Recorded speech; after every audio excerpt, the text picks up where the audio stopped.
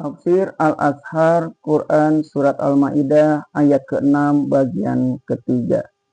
Diriwayatkan bahwa Ibnu Mas'ud dan Ibnu Umar dari sahabat Rasulullah dan Az-Zuhri dari tabi'in menyatakan batal wudhu karena bersentuh kulit laki-laki dan perempuan.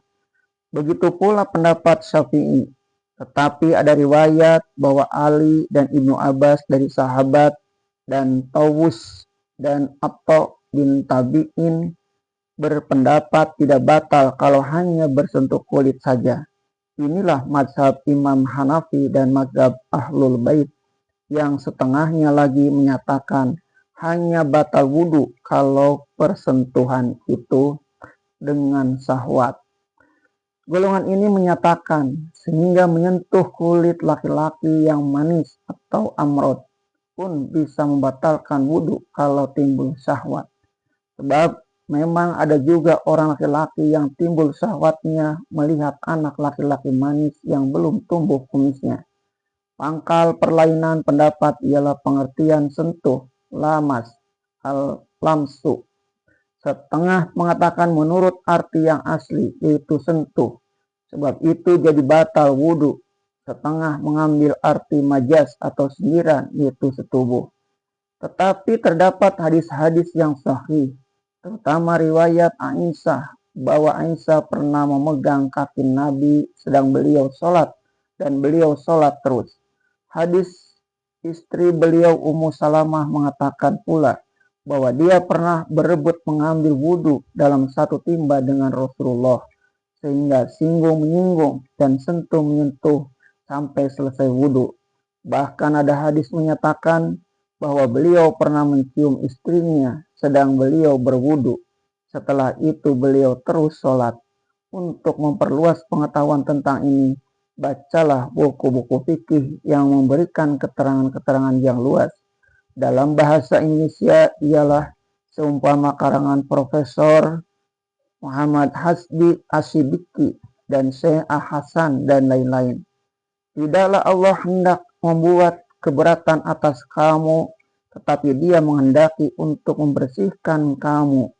Inilah alasan pokok. Maka ketika sukar mendapat air atau membawa kesusahan atau bertambah sakit karena memakai air, walaupun air ada, diizinkan menggantikannya dengan tayamum, karena Allah tidak hendak memberatkan hambanya dalam hal yang akan menyusahkan dirinya. Sekeras-keras peraturan, tetapi ada pengecualian, bukan saja dalam hal wudhu dan mandi junub, bahkan dalam hal sholat sendiri, dalam hal puasa, semuanya ada pengecualian. Tidak sanggup sholat berdiri, boleh duduk.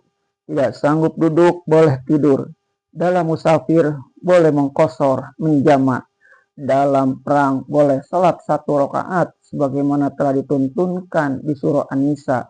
Dan hal ini telah menjadi perundang-undangan atau kaidah dalam ilmu usul fikih. Seumpama al-masyaqqatu tajlibu taisiro. Masyakot membawa kemudahan. Al-amru idza daqatta sa'a. Suatu hal kalau sudah amat sempit menjadi lapang. Dar'ul mafasidi muqaddamun alal jalbil masalihi. Menolak yang akan merusak lebih didahulukan dari mencapai yang manfaat. Ad-daruratu tubi'ul mahturati. Yang darurat menyebabkan halalnya yang terlarang. Ma hurima lidatihi yubahu lidururati wa ma hurima lisaddid zari'ati yubahu lil hajati.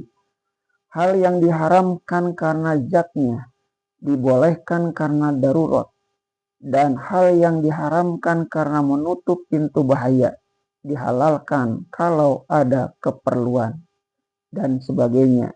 Di dalam ayat ini Allah menjelaskan bahwa kehendak Allah yang utama ialah supaya kamu menjadi suci bersih.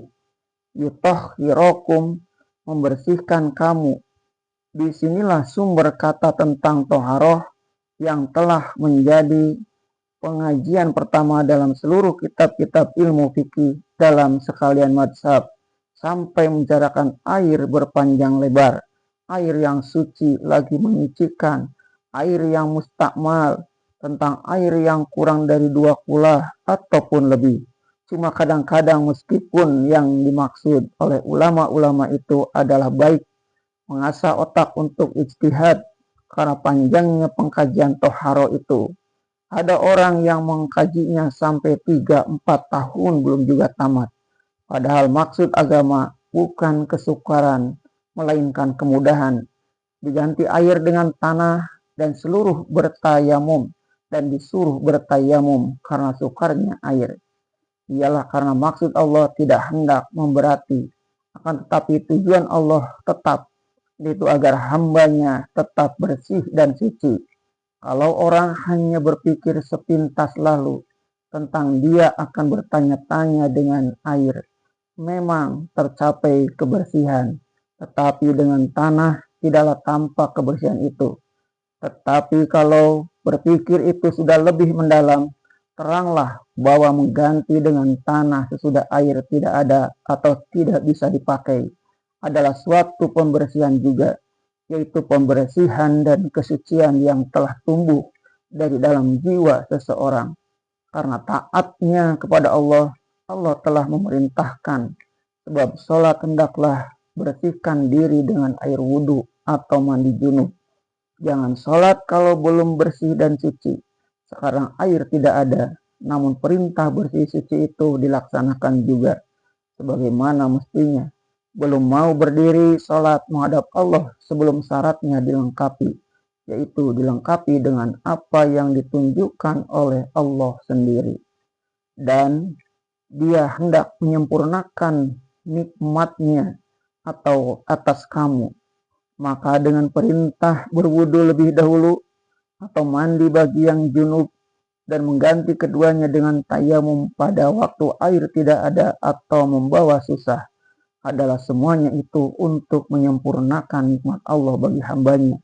Nikmat Allah yang amat utama bagi mukmin ialah pendidikan kebersihan dan kesucian itu. Bersih suci jasmani dan rohani. Dibersihkan terlebih dahulu anggota tubuh, lalu menghadap kepada Allah dengan segala ingatan kepada yang lain. Dibersihkan dari sekalian pengaruh, dibulatkan pikiran kepada Allah. Dimulai dengan Allahu Akbar. Hanya Allah saja yang maha besar, yang lain kecil dan tidak ada artinya. Ditutup dengan salam, Assalamualaikum.